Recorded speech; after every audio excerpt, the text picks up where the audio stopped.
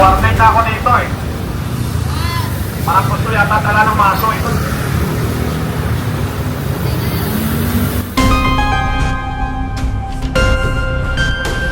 Yung e-bike na yan, lahat ng tricycle dyan ha. Nako. Sino may-ari ng car wash? Business permit. Nagka-car wash tayo, tingnan nyo yan oh. Sino naglagay niyan? Bibit-bitin kita sunod ha. Bawal kayo mag-car wash sa kalsada. Ha? Okay po? May business permit, wala.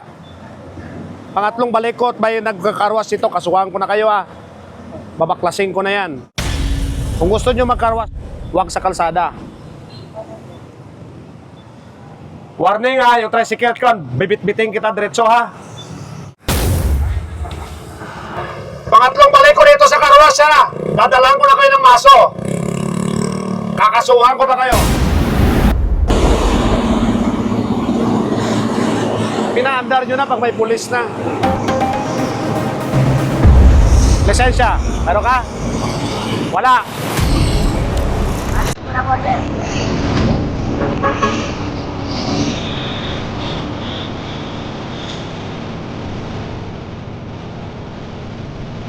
Tanda na naman kayo ha. Nako.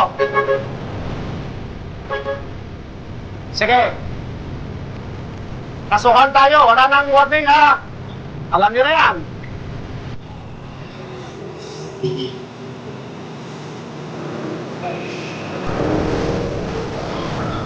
Yan ang problema, tinatanggal nyo pag may pulis. Pag wala, hindi nyo naman tinatanggal. Kayo dyan. Ba't nandyan pala kayo? Ano yan dyan?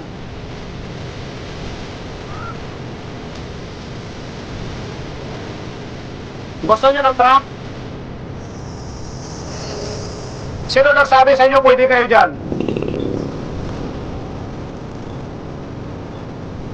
Alam nyo na pag nag-warning ako, pagbalik, alam nyo na ha?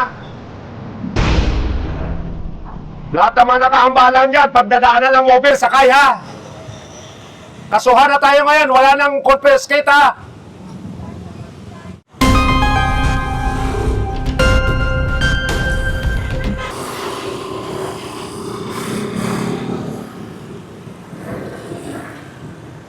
Itong mga tricycle dito, pagmamasuhin ko mga yan.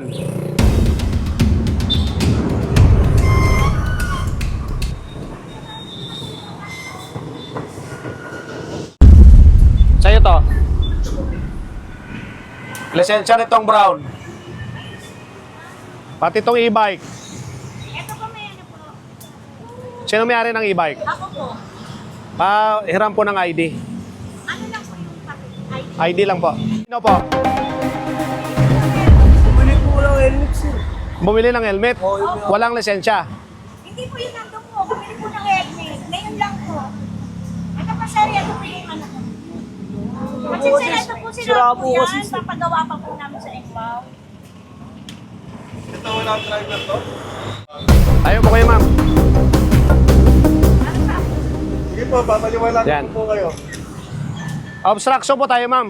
Papail natin yung kaso. Pag mapasomon sa iyo, bayaran nyo na lang yung penalty. Ha?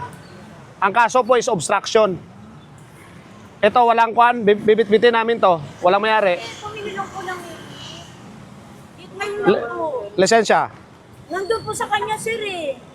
Wala niyo po. Opo, sir, bumili lang po ng helmet kasi pumapasok po sa trabaho. Ngayon lang. Anak nyo po. Opo, pasensya na. ID na lang. Tapos mamaya pagdating, papuntahin nyo sa amin, ha? Sige po, sir.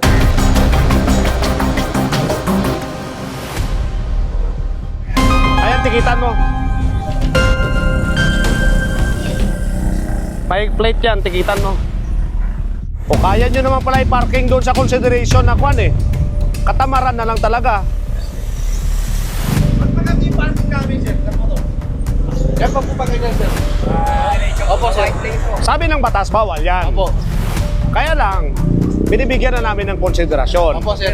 Ano ang kwan dyan? Oh, basta po yan, sir. Okay na po. O, ipasok nyo sa guhit. Basta guhit na po, O, sir. sumubrang sa guhit to. Basta po yung ganyan po, sir. Pwede na po, sir. Hanggat walang nagre-reklamo. Sige po, sir. Okay? Salamat po, sir. Salamat po. Sir, Kasi kayo naman may-ari niyan eh. Opo. Yan yung consideration na binibigay natin.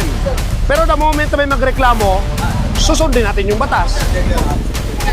Dahil wala namang dumadaan dyan o ano, inyo naman yan eh. Pero kung sa batas, bangketa yan.